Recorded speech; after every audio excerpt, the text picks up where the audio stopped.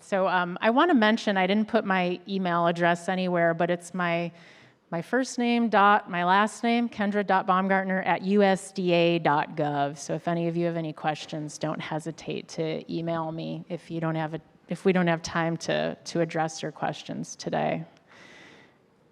All right, I'm going to talk today about preliminary results of a project I did in 2020 with Monica. I also want to thank, although they're not here today, my postdoc Reno Travadon and my technician Philip Fujiyoshi.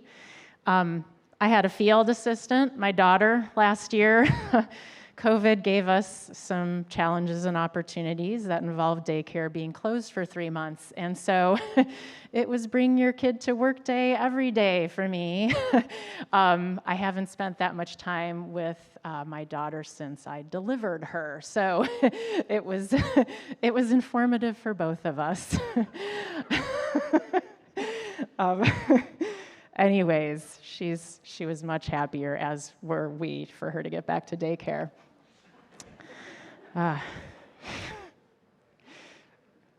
So the disease I'm going to talk about today, it's Phomopsis cane and leaf spot. We know it more as Phomopsis dieback as a trunk disease, but I'll kind of describe what we know about the disease cycle here in California.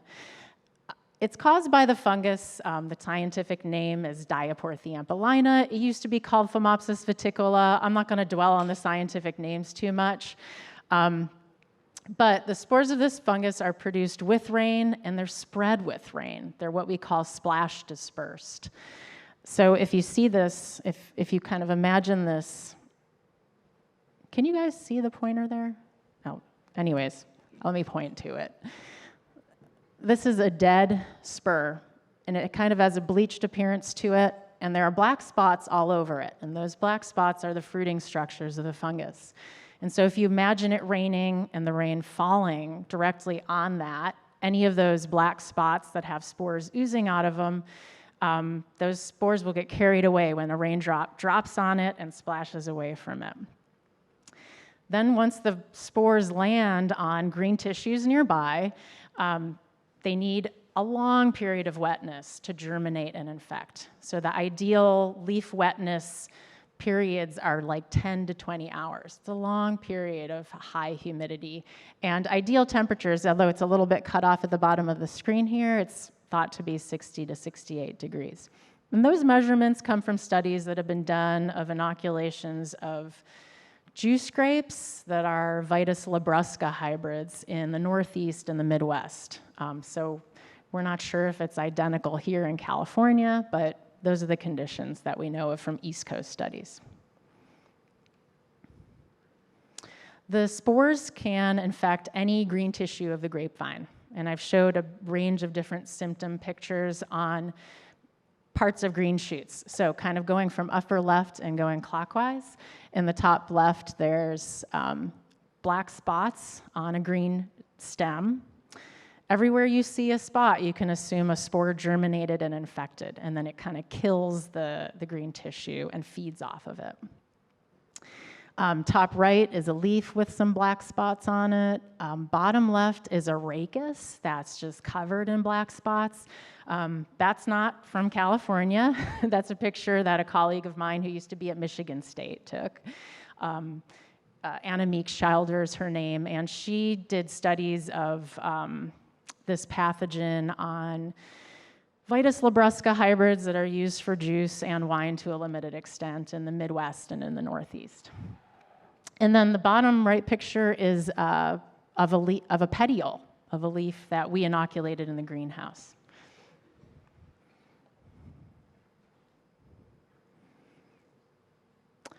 This pathogen, typically when we see it in California, you typically find it at the base of the shoots.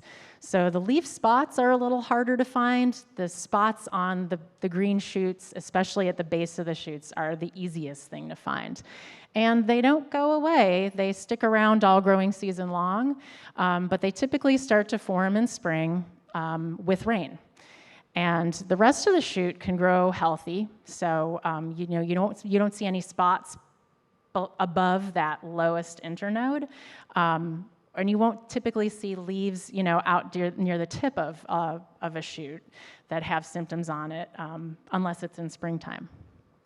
Sometimes the spots get so numerous they kind of girdle the base of the shoot, and it can become kind of fragile and can even break off pretty easily. So that's the biggest kind of hazard we have from Phomopsis in California. Whereas in the East Coast, it can get so severe it can girdle a rachis, and the rachis can break in half, and then you don't have, full clusters anymore.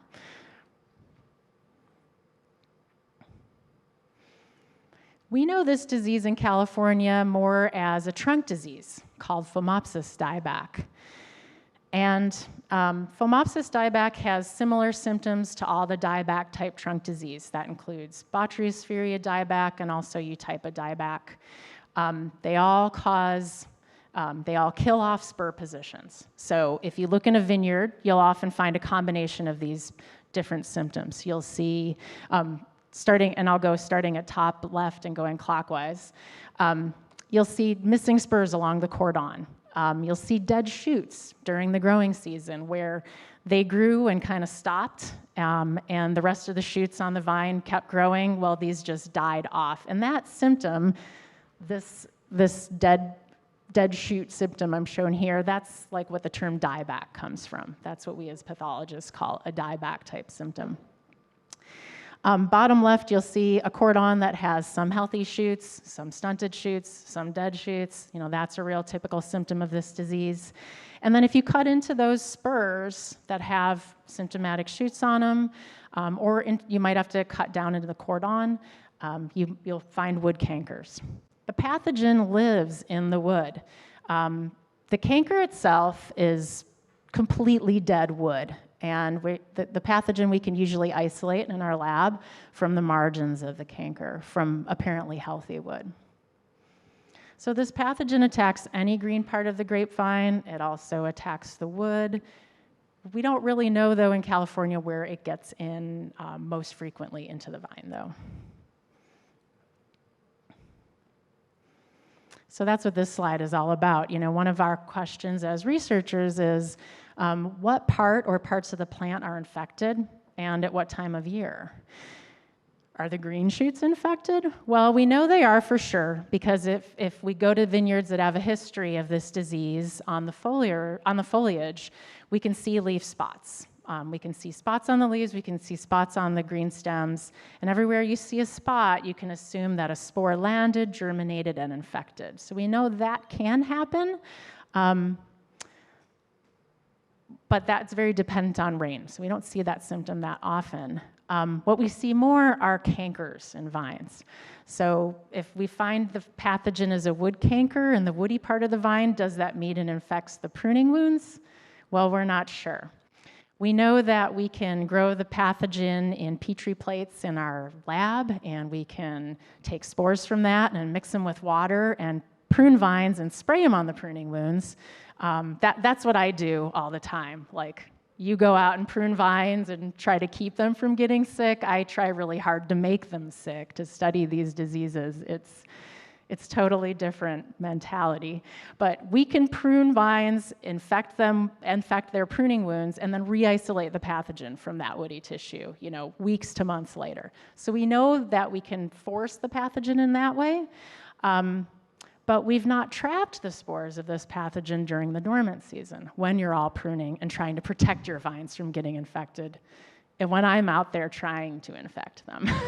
So it's confusing to us. It's like, we know the pathogen's in the woody tissues. We're not 100% sure if it gets there through pruning wounds or not. Why does that matter? Well, oops, I think I skipped a slide there. I didn't skip a slide. I'm thinking of my presentation in the wrong order. Sorry about that. The reason that matters is that we manage trunk diseases by protecting pruning wounds in the winter time, in the dormant season. So if the pathogen's not sporulating then we've got a problem. We've done some spore trapping studies, Monica and I. We published a 4-year study in the journal Crop Protection. And I'm just going to summarize this 4-year study in one slide, which isn't easy to do, so bear with me. There's 3 panels here, and they show this kind of a cartoon of our study where we trap spores from leaf fall to bud break, so just the dormant season, when you're out there managing for trunk diseases and pruning your vines. We wanted to find out if we found more pathogens more frequently in mature vineyards that had trunk disease symptoms compared to young vineyards that had no symptoms. And we replicated this study in both Lodi and Napa on Cabernet Sauvignon that was cordon trained and spur pruned from vineyards that Monica found for us in Napa County. And we worked with Paul Vertigal, who at the time was the farm advisor in Lodi.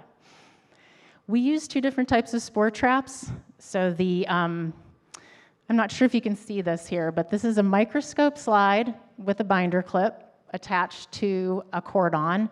This is a really common tool we use as plant pathologists to study all kinds of splash dispersed pathogens in many different crops. It seems really kind of low tech and like, wow, you use that to detect pathogens? And yeah, we do. It works really well. There's another type of trap we compared it to, which was a rotorod air sampler. And at the top of this, this spins actively, and there's 2 little metal rods that are coated in Vaseline also. And both of those can catch spores. So we had those at all of our 12 sites. We went out to the vineyard, fetched those, put out a new fresh set after rain, and then we brought those back to the lab, washed the spores out onto Petri plates, and then isolated individual colonies of pathogens from those Petri plates, and then used DNA sequencing for 2 different genes per culture to confirm the identity of those pathogens. And every time we found a pathogen using this approach at a time point at a site, we call that a detection. And so in this last panel here, just to summarize the study, we found a whole range of different pathogens that cause the different dieback type trunk diseases. So for Botrytis dieback, we found 7 different species of pathogens that can cause that disease sporulating in the 12 vineyards. We found 6 different Phomopsis dieback pathogens, 3 different Eutypa dieback pathogens, but all of our samples, which amounted to 760 or something like that, we only had 1 detection of the Phomopsis pathogen. So that was really puzzling to us. You know, we feel like we gave it a good chance to be detected if it would be there, but it wasn't there, it seems. So we surmised that the reason we may not have detected it was because our study was pretty much wrapped up by bud break each year. And since this pathogen can attack every green part of the vine, we thought, well, maybe it's coming out after bud break. And this is the slide that it was out of order, bad slide. What I meant to say before I talked about the previous slide was that the reason we're interested in addressing this research question about when do these pathogen spores come out exactly is that when we manage trunk diseases, we think about it all in terms of the dormant season and when vines are being pruned and when those wounds are susceptible to infection. We think they're mostly susceptible to infection in December and January, and less so in February and March. But those were studies done on Botrytis and Eutypa dieback pathogens, not at all for Phomopsis dieback, or even for ESCA pathogens for that matter. So that whole approach only works if the spores are coming out in winter and infecting through pruning wounds. Another approach that some of you probably use is putting on protectants after you prune and before rain. And there's a whole range of different types of protectants. There's different fungicides. You can paint wounds with boric acid. You can paint wounds with physical barriers like Viticulture, or use different biocontrol agents like different Trichoderma species. That only works if the spores are infecting through the pruning wounds in the wintertime. If they're not, then these approaches don't work.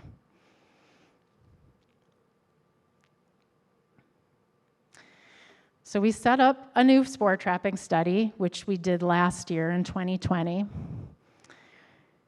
Monica was very helpful at finding field sites for us, again, for this study, but we were really focused on Phomopsis, so we only went to sites that had symptoms of Phomopsis. And they had a history of not just the dieback symptoms, but also the leaf symptoms. So those black spots I showed you on the green shoots and the green leaves. We put out traps, and we used the microscope traps, microscope slide traps again. And our plan was to trap spores before bud break and after bud break with rain. And this table on the right shows, I don't know how well you can see it, and the dates don't matter, the exact dates don't matter, but it just shows kind of 2-week intervals starting in January of 2020 and ending in April of when we had the traps out in the 2 different sites. And the 2 sites I'm going to call Carneros and our American Canyon. They were both Chardonnay vineyards that had a history of Phomopsis. We started putting the traps out when right at the day of pruning, and then our plan was to keep them out there and put out new ones every 2 weeks until the rains stopped. Well, the rains didn't start until March. So this column shows when there was rain. So you'll see, no, no, no, no. Yes, we finally got rain in March. And that more or less coincided with bud break last year at these 2 sites.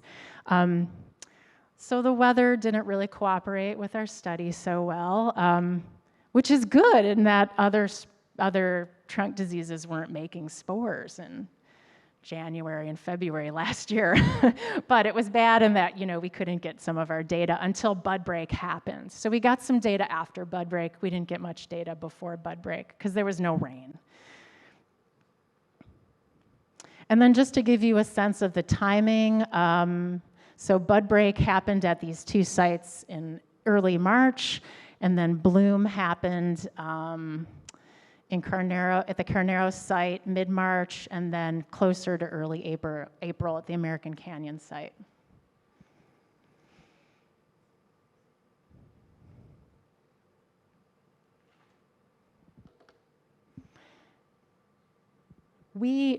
Because we were studying this pathogen kind of on parts of the plant that we hadn't typically studied it on before, we have lots of samples from wood cankers. When we go into vineyards that have trunk diseases, we can find a lot of Botryopspheridia dieback pathogens and a lot of Phomopsis dieback pathogens. Those are the 2 most common trunk diseases statewide in wine grape vineyards, table grape vineyards, raisin vineyards, you name it. So studying this pathogen on the green part of the plant was a real new thing for us. And so we collected samples that had symptoms. 2 colleagues of mine who had studied this disease during their PhDs include Jay Scheid, who's an extension pathologist at Oregon State University, and Mizuho Nida, who's an extension pathologist at Virginia Tech at their research station in Winchester. Both of these colleagues of mine had studied this disease for their PhD dissertations. And I asked them, how do you find this pathogen? And they said, go to the green shoots, look for shoots with symptoms, bring those back to the lab, cut up pieces of the spots, put them on Petri plates. And then my colleague Mizuho said, oh, you can also cut them into little segments and put them in what we call a humidity chamber, but it's really like a plastic box with water in the bottom of it. And the pathogen will just sporulate from those infected tissues. So we collected samples like this when we saw them. And we did that on one sampling date, April 16th, at both sites. And then we also did the type of sampling that we're more accustomed to, looking for the wood cankers and the wood symptoms. So hacking into the vine with saws and looking for the wood cankers, like the symptom in the upper left. We also, bottom left, we found what was interesting to us, which we would call ESCA wood symptoms. So little black spots in the wood that kind of form in concentric circles. We found lots of that at both sites. And then those canes that I showed you earlier, those green stems that I showed you earlier with the black spots on them, those kind of in the dormant season give way to this scarring. So there's like, they don't look like spots anymore. They look just kind of scarred, like they've been abraded. But that's what the spots turn into on the dormant canes. So we brought all these different sample types back and tried to isolate the pathogen from those at both sites. We tracked the progression of the disease at both sites every 2 weeks when we were out there sampling, collecting our old spore traps and putting out new ones. And we put spore traps out whether there was rain or not, because, over a 2-week period in the future, you're not really going to know if there's going to be rain, so we just had to be ready. And you can see the dates on the different sites. This is the American Canyon site. So the disease started off with bud break happening in early March, and us finding in the top left a lot of tiny shoots like this that had spots on the first internode, so the basal internode, and then those first leaves that come out after bud break, those had spots on them too, and that was pretty common. And then about a month later, the bottom left slide showing April 16th, you can see a leaf with some black spots on it. We found more spots on the stems than on the leaves, and that's pretty typical. The leaves, the other leaf symptom other than being spotted, the leaves can kind of get distorted in shape too, which is also a confusing symptom of this disease. Eutypa can cause that symptom too. And you can find vines with both Eutypa dieback and Phomopsis dieback and see both, and it's not really sure to know who's causing what, but in any event, this pathogen can deform the leaves also to some extent. As the shoots grow throughout the growing season, you can have shoots that have spots at the base that, grow perfectly fine. And so all of the internodes above that basal one on the stem will be clean. There won't be any spots on them at all. The pathogen hasn't infected them because it hasn't rained and there haven't been spores produced for those spores to then splash on that tissue and cause the spots. And, well after bloom and fruit set, you can still see some of these spots. They kind of elongate out into lines, and then kind of as we're getting farther along in the growing season, like in July, some of those shoots stay stunted and they die back, whereas others grow perfectly fine. And you really have to hunt to find these symptoms at the base of some of the stems. It's really a disease that if it's present, you need to be there in springtime, early spring, to see it.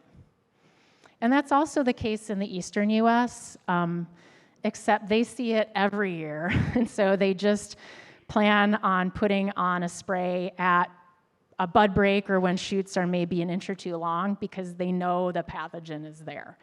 It's not necessarily something we know for sure. And certainly we don't get that many rains in spring to make this happen, although some years we get all our rain in spring. So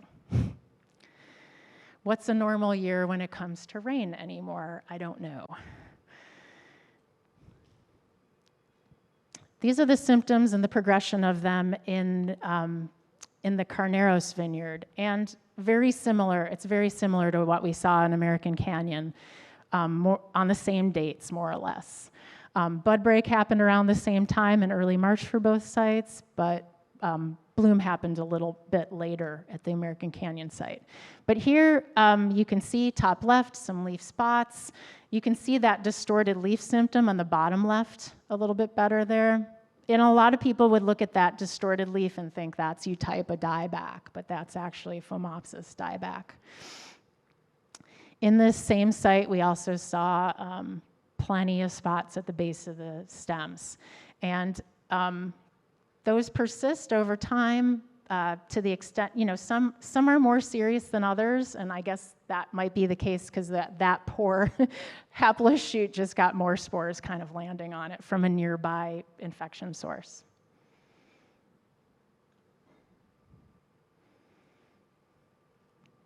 All right, these are our results, and they're preliminary because we only did this study for 1 year. And so I say preliminary for that reason. These are the types of studies that really have to happen over multiple years for you to really get a sense of what's going on. But this is a complicated slide. I'll walk you through this table. This shows our results from the spore traps. And there's 2 columns. One shows the results from Carneros, where we had 7 sets of traps out over the course of, we had them out there for the whole winter period, so from January 11th to April 16th. And then in each of these cells, it shows the number of time points where we detected the pathogen. And if we had a detection, I put the actual dates when the spore traps were out there. This is the data from the American Canyon site. Same thing. If we detected the pathogen, this is the number of time points where we found it, and then the actual weeks when the spore trap was out there. And then each row is a different pathogen. And so Diaporthy ampelina, the highlighted one, that is like the Phomopsis dieback pathogen, the Phomopsis cane and leaf spot pathogen that we were looking for. We didn't find it at all in Carneros, so not a single spore trap came back as a positive detection, which was really puzzling to us because there were symptoms there. And at the American Canyon site, only 1 of the 5 time points did we detect this pathogen. And it was that time point that coincided with bud break between March 5th and March 19th of 2020. And I wanted to show you, even though this number 1 can be kind of misleading, we found this pathogen at 1 time point, but this is what the Petri plate looked like. There's colonies all over it. So it's not just 1 spore. It's many spores. They just all happen to show up at that 1 time point and not any others.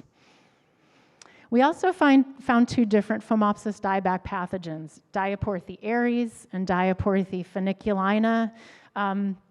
We've done studies of these different Phomopsis pathogens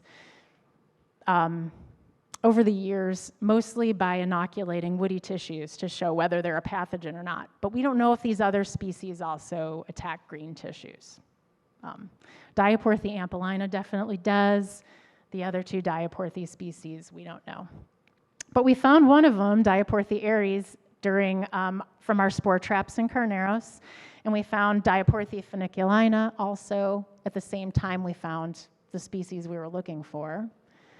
So that was a little confusing. We thought we'd have lots of time points with Phomopsis, with this pathogen in them. We only had 1. And then we found some U-type of dieback pathogens too, Cryptovalsa and Diatripe.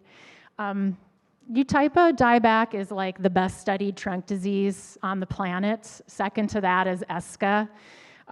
Much less, the least amount is known, I guess, about Phomopsis dieback. So we're filling in a lot of gaps in the knowledge here, or trying to. Oh, and I should also mention that Phomopsis dieback pathogens, these are all, as I've said, they're all spread by splash dispersed spores. These U-type of dieback pathogens spread by wind. The pathogen needs rain to make the spores, but the wind is important to move them around.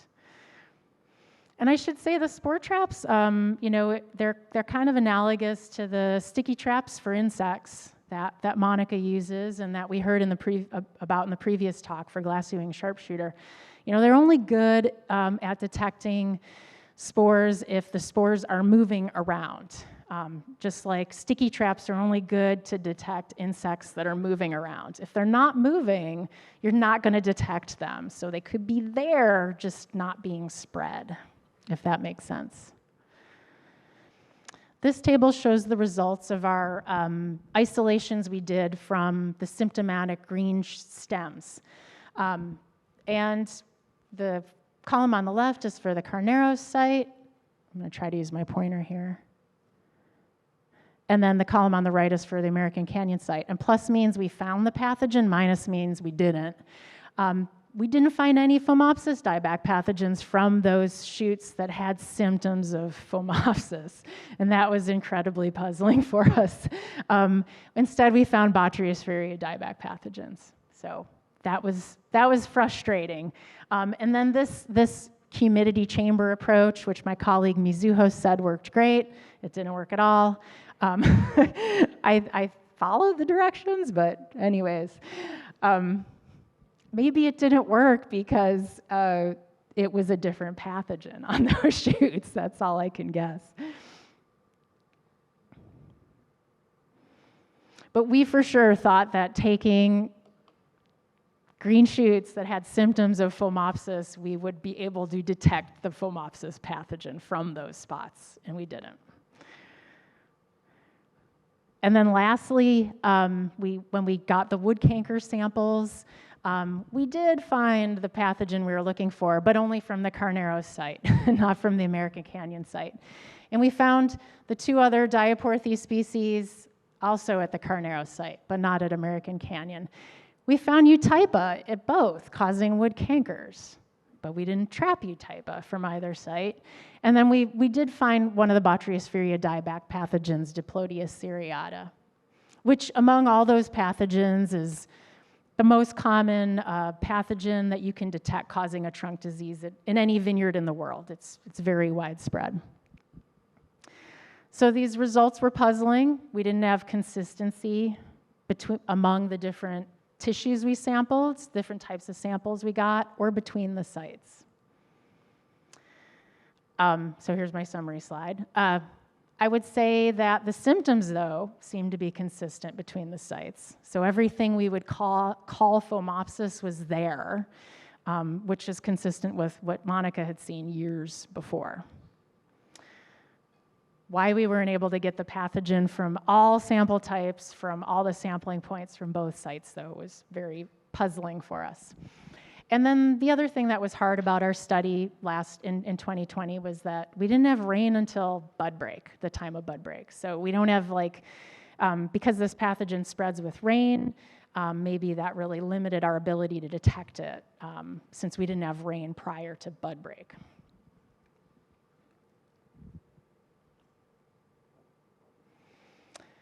So to go back to our original question of what part of the plant or what parts of the plant potentially get infected and when, are the green shoots infected? Well, we did trap spores of the pathogen, but only at one of the sites and only at one time point. And that gives us a sample size of 1, which, as a scientist isn't really the sampling size I'm looking for to do statistical analyses. You need numbers like of 30 or more to really get good, significant results. And so that was a little bit frustrating. We did see spots on the green stems and on the leaves at both sites on many, many vines. However, we didn't culture the pathogen from those exact spots. Instead, we got different pathogens. And we got different pathogens that we wouldn't have expected to see on green tissues. We would have expected to see those on the woody tissues. So that was very puzzling to us. So can we answer the green shoot? Is it the green shoots that are getting infected? Maybe. Is it the pruning wounds that are getting infected? And when? Is that happening before bud break? Well, we don't know because we didn't have any rain before bud break. So it's hard to tell at these 2 sites whether the pathogen can sporulate before bud break. It happened to sporulate, and we detected spores in the spore traps right around the time of bud break. And we found the pathogen we were looking for only at one of the 2 sites from the spore data. So that, again, brings us to this sampling size of 1. We got 1, positive detection out of all of our attempts. I'm not really sure that I can make draw conclusions based on that limited amount of data. I would say from the other types of samples we gathered, especially the woody tissues, we did find the pathogen from that, and that's consistent with our observations from many vineyards throughout California. And colleagues of mine have done studies much like we have too, but focusing more on Botryopsferia dieback pathogens or U-type of dieback pathogens. And there's always this mixture you get, kind of, you go into the vineyard, I'm doing a Phomopsis study, I'm only going to find Phomopsis, but then you find U-type, and then you find Botryopsferia, you find other trunk pathogens too. It's consistent with what we know about these diseases, that they cause what we call mixed infections. There's more than one disease in the vineyard, and even in a single vine. So that could help explain our results to some extent. And then lastly, I want to mention that this is a disease that's really, it's one of the most common fungal diseases in vineyards east of the Mississippi. It's the first disease that they put sprays on for, and it's exacerbated by a few conditions, which I've listed at the top. So if you have repeated rains in spring, it's cool weather, well, cool for them. This is my colleague from Virginia wrote this up for me, so keep that in mind. Cool in spring is different than cool here. If you have really slow shoot growth, and then also if the disease happened last year, these are all reasons why you'd want to spray, put on a preventative spray for Phomopsis. The materials that have been used, I've listed here. I've kind of gleaned these from studies that have been published on this disease where it's been studied in the eastern U.S. And by after bud break, where I list this here, these are materials that after bud break, meaning like the shoots are 1 or 2 inches long, not immediately at the time of bud break, but once that susceptible tissue starts to grow. That's when the first Phomopsis sprays go on. And people mostly use Mancozeb, and I've listed the way I write these fungicides out is it's the actual material, then the trade name is parentheses, and also in parentheses I put the FRAC group. We have to think about FRAC groups. Probably you've heard this with every mildew talk you've seen over the past few years.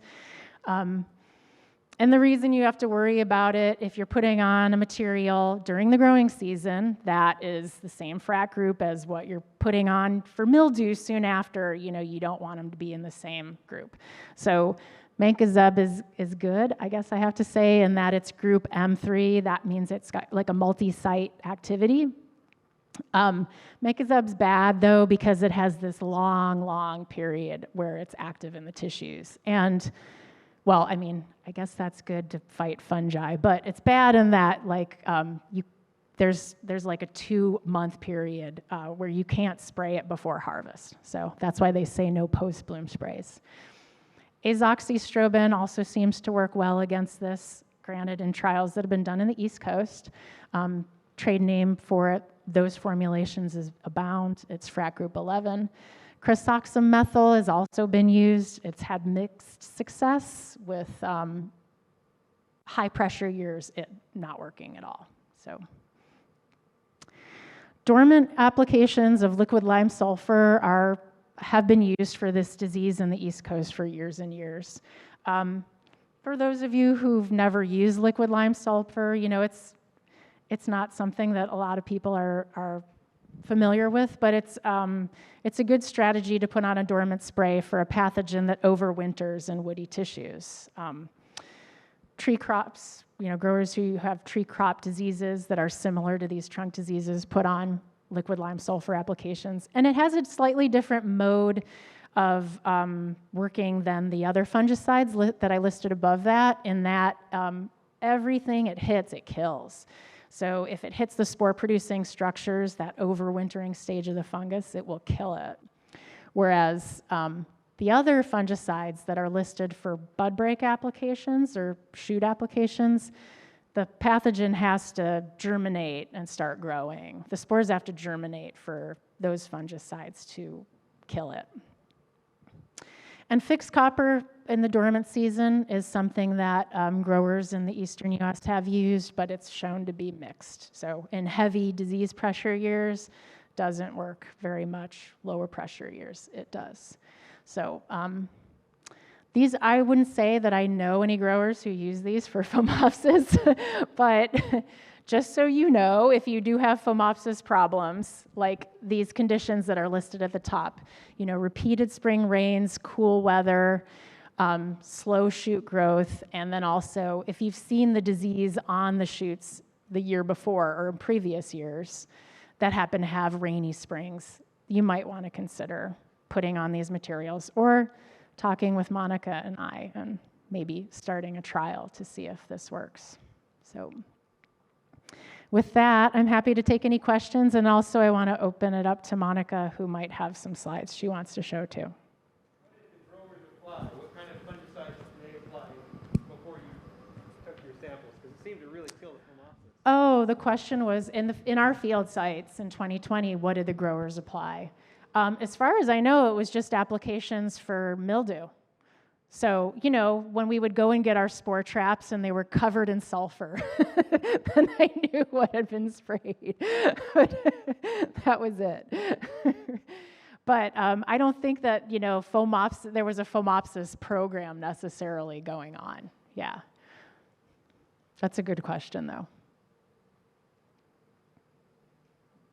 Yes?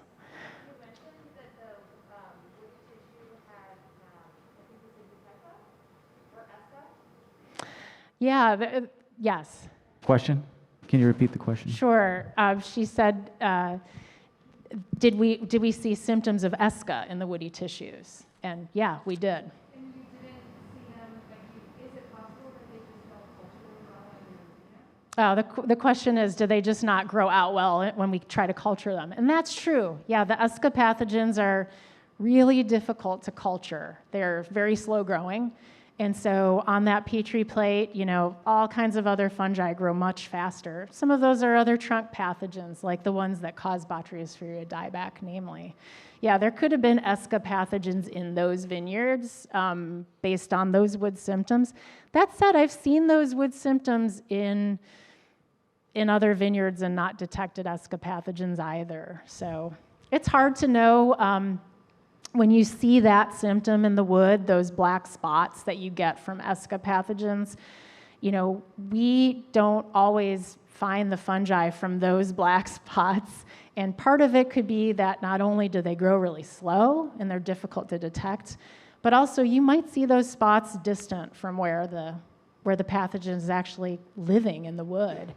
And some people think that those black spots, which are lines if you look in longitudinal section, some people think that is just like the plant response. You know, it's like a gum or some sort of gel that the plant makes to clog up the vascular tissue so the pathogen can't spread as well. You also get a lot of phenolic compounds that the grape makes in response to infection to try to make like a chemical barrier to infection. And that works against some pathogens who end up being like in a toxic environment from those phenolics, and then other pathogens that cause trunk diseases actually feed off those phenolic compounds. So the plant, you know, is helping them along inadvertently. But yeah, that's a good question. When we go to vineyards and sample for ESCA, we have to take like 3 to 5 times as many samples to detect the pathogen as we do for the dieback type diseases. So yeah, it's very frustrating. But those vineyards, I should say, didn't have any of the leaf symptoms of ESCA at all. They didn't have a history of ESCA, which wouldn't be uncommon. I'm trying to help with my answers, am I, or is it just getting more confusing? Any other questions? No? And I'll be around a little bit after my talk before lunch if you want to ask me directly. Okay, Monica's going to show some slides too. Thanks. Kendra covered everything really, really well, but I just want to emphasize that you're probably sitting there being like, Phomopsis, I don't see Phomopsis, but in fact, we do have it here. I don't get that many farm calls on Phomopsis, but I do see it, and it's sort of one of those things where in 1 year, I'll get a lot, and then I won't see any Phomopsis for a couple of years. And so it's related to when we're getting rain and you know, getting temperatures and conditions that are favorable for Phomopsis. But then there's some blocks that do have that persistent Phomopsis, and because we don't typically manage for it really aggressively, it just sort of stays in that block and you keep getting it year in and year out. And where I do see it more are in the southern part, so Carneros, American Canyon, and Coombsville. And oftentimes, I don't get called out until shoots are falling off, right? Like, oh, well, there were some black spots. Well, we didn't pay too much attention to those, but suddenly we're losing shoots, and it becomes a bit more urgent and emergency. And by that time, it's often too late, and people want to blame the wind, like, oh, well, it just must be a weak shoot and it was way too windy. But if you look at the base of the shoot, you can see how the spots have coalesced around it. And most importantly, if you look at the 1-year-old wood, so if you look at whatever's left on the spurs or from the year before, you can see that the canes are bleached. And so if you are suspecting Phomopsis, maybe the best time to go out is now or during the dormant season, because that's when you can look at the bleached canes and you can look for the fruiting bodies on those canes. Because what also happens is that I come out and I say, no, that looks like Phomopsis. I'm pretty sure it's Phomopsis. And then somebody will say, well, what we should do is send off some samples to the lab, which I'm totally a proponent of, right? Like when we talk about viruses, we want to send samples to the lab to confirm what pathogen is there. Well, you have the same problem with the lab that Kendra and I had, where you get it back and you're like, well, they didn't isolate Phomopsis from my samples. And so then the question comes back to me, well, then it can't be Phomopsis. What else is it, Monica? And I'm like, well, that's what it looks like, and that's what it has to be. I don't want to say has to be, but it doesn't have any symptoms of anything else. And so I just want you to feel reassured by the fact that if it looks like Phomopsis, sometimes when you send those samples off to the lab, you're not going to get that confirmatory diagnosis of the pathogen. And I wish we could say why, but as Kendra sort of danced around up here, we can't yet. But we do see it, and it does, in some years, really cause some serious shoot loss, and so it can be a problem in certain areas. And I guess I'm worried about, with our inconsistent rains and getting a lot more rain in the spring now, of what that means for our risk of Phomopsis in those years or into the future. So that's pretty much what I wanted to say about Phomopsis, and I don't know if there are any more questions. Yeah, hey, Mom. Just wondering if you found an overlap between the vineyards where you see it every year and where that's the dominant trunk maker.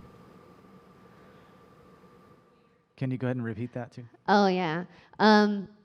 If in vineyards where we see it, if there's overlap between seeing it and that's the dominant trunk canker pathogen.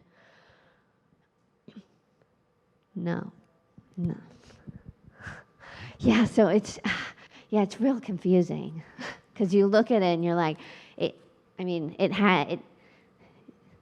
walks like Phomopsis, it talks like Phomopsis, and it just doesn't test like Phomopsis.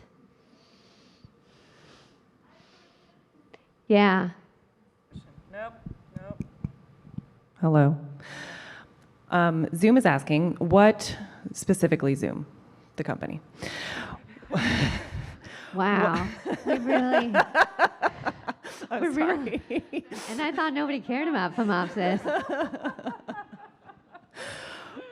What about the rain makes the spores spread? Can heavy fog cause spores to spread as well? That's a Kendra question. Yeah, that is a good question. I mean, I would say that the rain splash is really what spreads the spores. And they don't spread far. Most of them spread within a foot, and at most maybe 3 feet from where they're originating. I would say, though, that the fog could contribute to them germinating. So if you think of spores kind of analogous to seeds of a plant, the conditions that get those seeds to move around, those seeds can move around and survive as seeds under a whole range of conditions, but there's only certain conditions under which those seeds will germinate, and pathogen spores are the same way.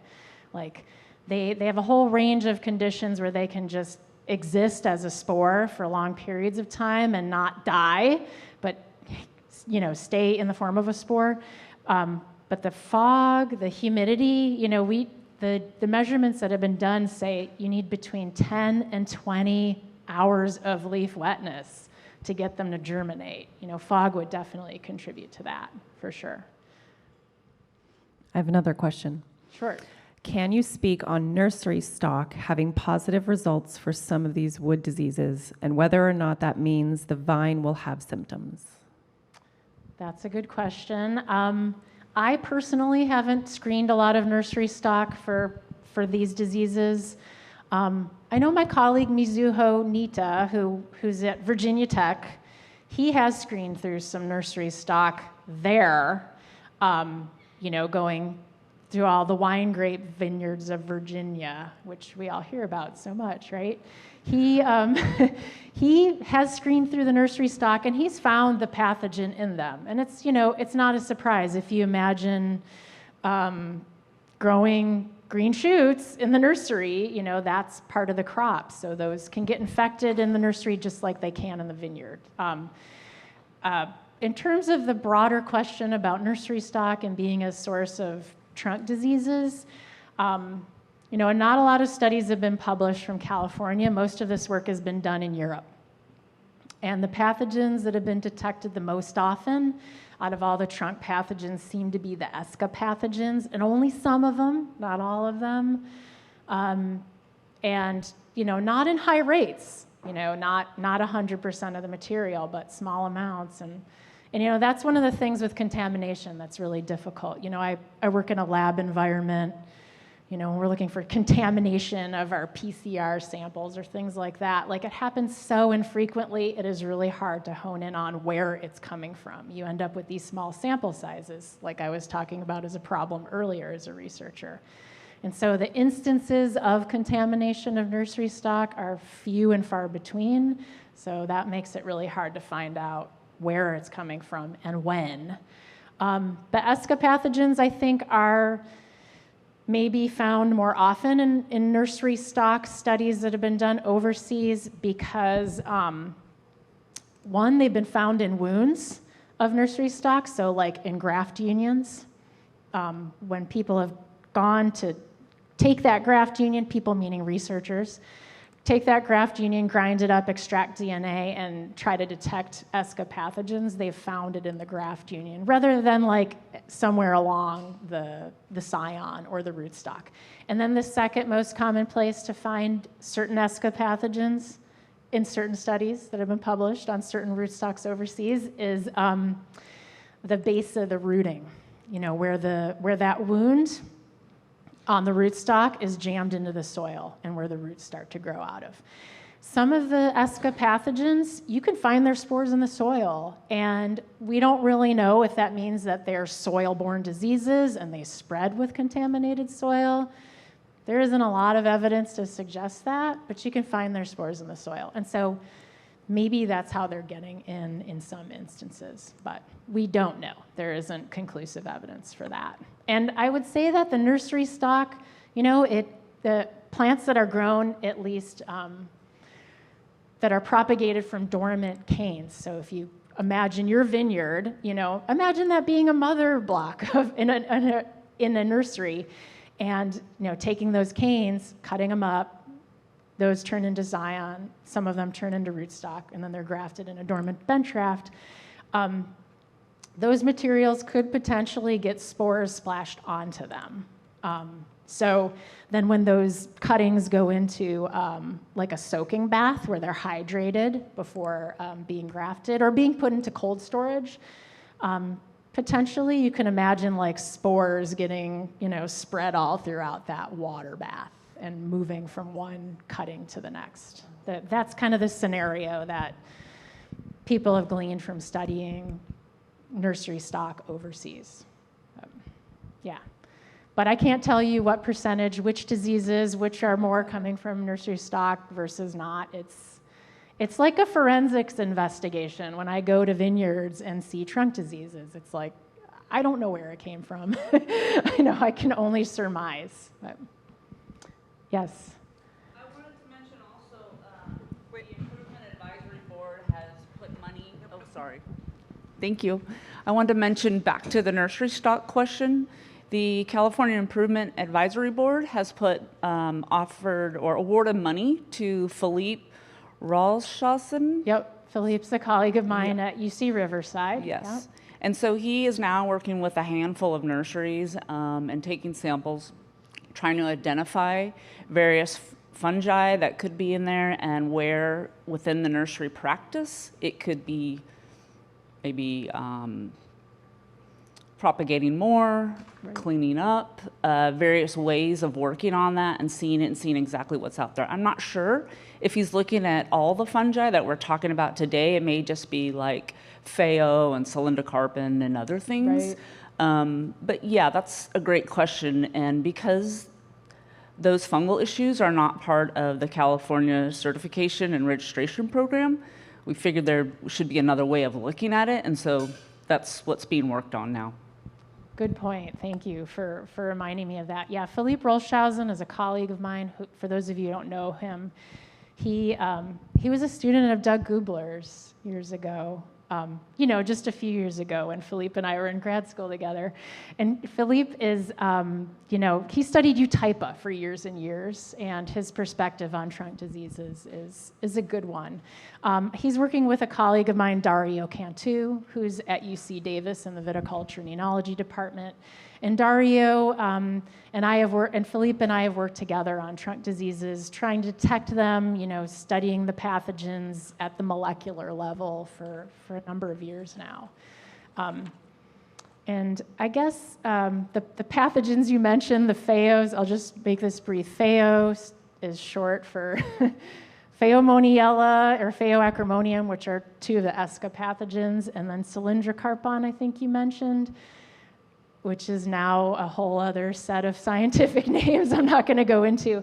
But those are like the blackfoot or the black leg pathogens. Those are root pathogens that do make spores in the soil, and they're one of the diseases that, along with ESCA, contributes to what we call young vine decline, which is a disease, as you can imagine based on the name, typically affects young vines, but vines get these infections somewhere along the line, and they don't outgrow them. They have them for life. So I can find vineyards that are 20 years old that have young vine decline. But good point. Any other questions? I have one more. Is there anything that shows why there are varietal differences in shoot infections of Phomopsis? Oh, good question. Most of the studies have been done on juice and wine grapes. We'd call them wine grapes in air quotes. Labrusca hybrids, Vitis labrusca hybrids that are grown in the Northeast. For those of you who aren't familiar with grape species and grape production outside of California, in the Northeast, where it snows in winter, like where I'm from, I'm upstate New York originally, we can't grow Vitis vinifera because it's super cold sensitive. And so instead they grow cold tolerant grapes, which are typically hybrids of Vitis labrusca, which is a North American Vitis species. And most of the studies that have been done on Phomopsis have been done at Cornell or at the Ohio State University or at Penn State on these Vitis labrusca hybrids and their susceptibility. There are differences for sure, but how, differences for like cultivars like Lake Niagara or things that we don't grow here at all relate to our Vitis vinifera wine grape cultivars we grow. I can't say. I don't know. We definitely see very, very stark contrasts in susceptibility of the woody tissues to the pathogen. So like the cultivar we use for all of our studies in our greenhouse inoculations is Thompson seedless. It's super susceptible. And all of the table grape cultivars that are seedless, that are grown in California, with a few exceptions, they have Thompson seedless as a parent because that's how they get their seedlessness. And so that's why we think some of the table grapes are maybe more susceptible. They have some genetic susceptibility. Even though they're mostly grown in the southern San Joaquin Valley, which you probably all know, doesn't get a whole lot of rain. So. Great. How about a round of applause for Kendra and Monica? Thank you. Thank you both.